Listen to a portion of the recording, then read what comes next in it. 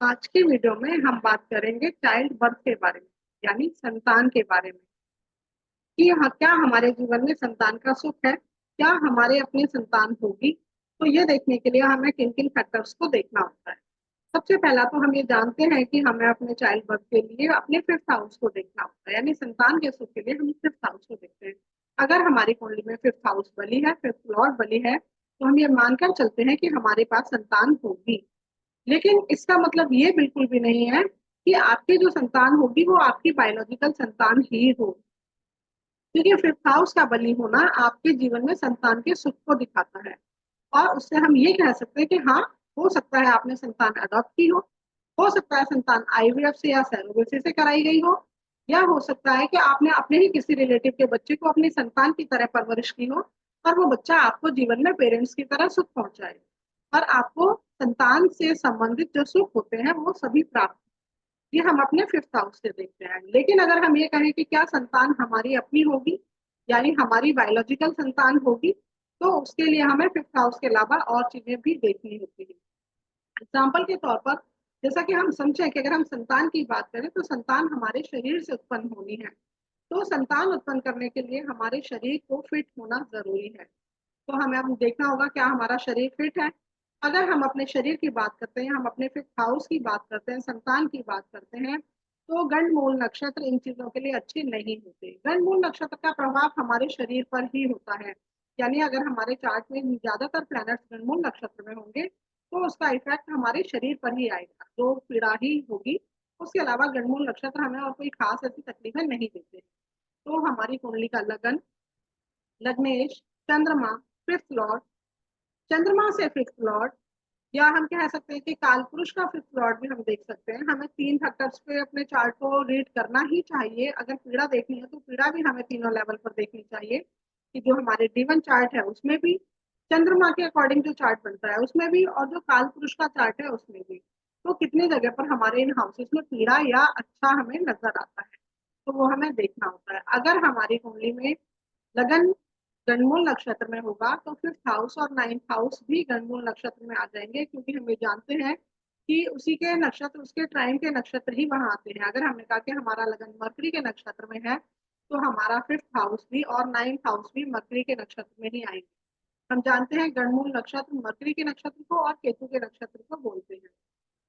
तो हमारे ज्यादातर प्लैनेट्स, यानी हमारे, अगर हम देखिए फिफ्थ हाउस लगन की बात करते हैं, तो लगन अगर गणमूल नक्षत्र में होगा तो हमारा फिफ्थ हाउस जो कि संतान के लिए है और नाइन्थ हाउस जो फिफ्थ से फिफ्थ है वो भी गणमूल नक्षत्र में आ जाएगा।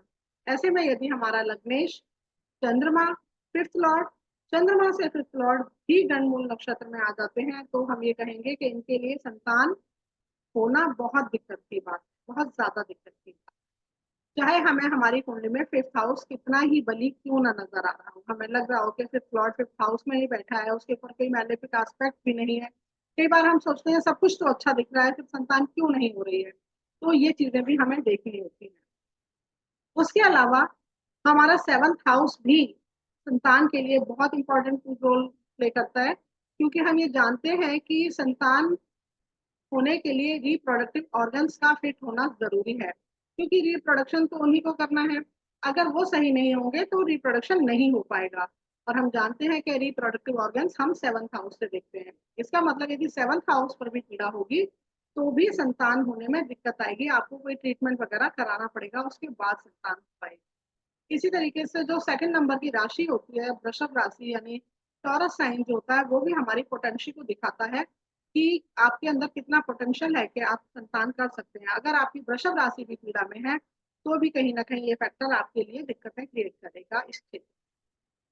उसके अलावा जो कुछ प्लैनेट्स होते हैं सेवंथ हाउस के लिए, हम ये कहें कि सेवंथ हाउस में यदि मेल चार्ट की हम बात करें तो फायरी प्लैनेट जैसे कि सन, मार्स का होना अच्छा माना गया है।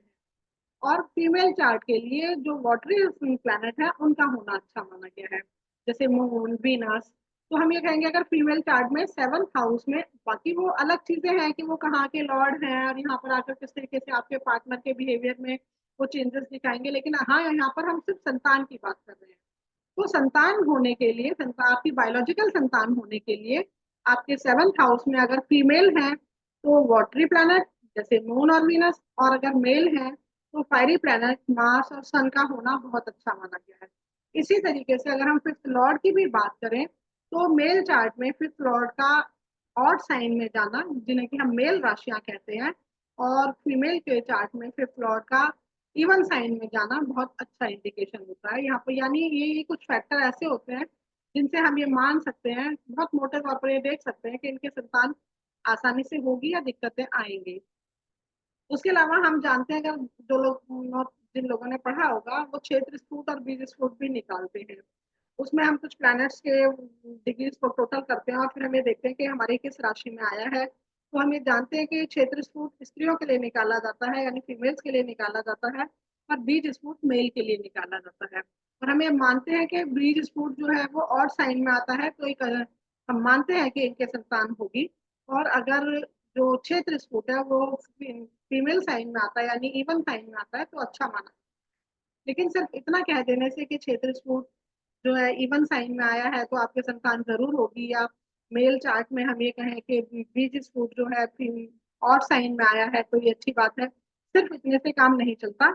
इसके अलावा हमें उस राशि को, जिस भी राशि में हमारा बीज स्फुट या क्षेत्र स्फुट आया है, उसे देखना होता है कि उसके ऊपर और कोई पीड़ा तो नहीं है, यानी हम उसमें कुछ ऐसे प्लैनेट तो नहीं बैठे जो विच्छेदकारी हैं, जैसे कि केतु, सैटर्न, मार्स। ये प्लैनेट अच्छे नहीं माने जाते, तो ये प्लैनेट उस साइन में नहीं होने चाहिए। ये बीज स्फुट या क्षेत्र स्फुट जो भी है ये हमारी बंजर राशियों में नहीं आने चाहिए। यानी जो भी शुष्क राशियां होती हैं, जिनमें हम मरकरी की दोनों राशियों को बोलते हैं, जेमिनी और वर्गो, और लियो और एरीज, यानी मेष राशि, सिंह राशि, मिथुन राशि और कन्या राशि, ये चार राशियां हम बंजर राशियां मानते हैं, जिनके लिए हम मानकर चलते हैं कि यदि इनमें बीज स्फुट या क्षेत्र स्फुट आता है तो वो भी संतान के लिए हम दिक्कतें मानकर चलते हैं। तो इस तरीके से हमने कुछ फैक्टर्स देखे जिनसे हम ये देख सकते हैं आसानी से कि किनकी संतान होने में किसी तरह की दिक्कतें नहीं आएंगी, और किनके संतान होने में जितने ज्यादा फैक्टर टच होते जाएंगे उतनी ज्यादा दिक्कतें आएंगी। चलिए इस चीज को हम थोड़ा सा एक एग्जाम्पल से देख लेते हैं, समझने की कोशिश करते हैं। मैं एक स्क्रीन शेयर करती हूँ।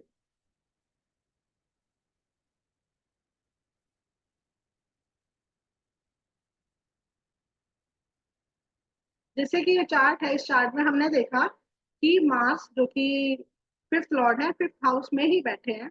अगर हम फोर्थ लॉर्ड की बात करें तो फोर्थ लॉर्ड भी, सॉरी, लग्नेश की बात करें तो लग्नेश भी लगन में बैठे हुए हैं।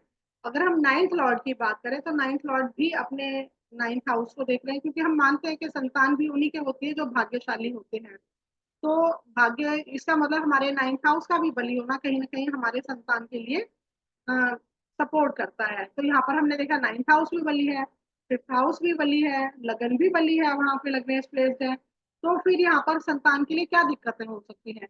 तो हमें कुछ फैक्टर्स ऐसे देखने होते हैं कि अगर एक ही प्लैनेट, जो कि हमारा थंब रूल है एक तरीके से हम कह सकते हैं, जिसे हमें हर चार्ट में और कुछ भी देखने के लिए देखना है, कि एक ही प्लैनेट, अगर वो प्लैनेट जितना ज्यादा नेगेटिव होगा उतनी ही ज्यादा हम उसकी नेगेटिविटी मानकर चलेंगे।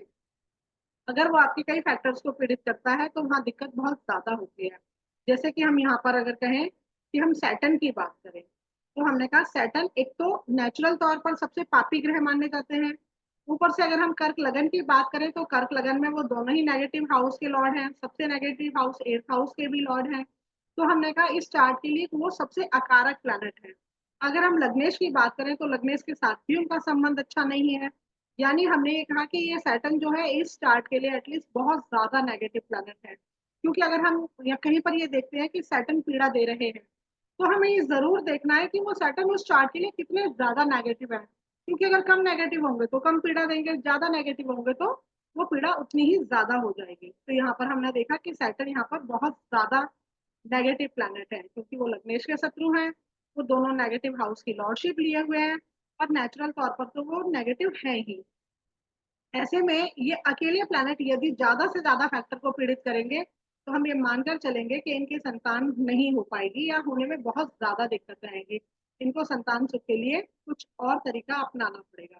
तो हमने यहाँ पर देखा कि सैटर्न, क्योंकि थर्ड हाउस, थर्ड दृष्टि से फिफ्थ हाउस को देख रहे हैं और फिफ्थ लॉर्ड भी वहीं बैठे हैं।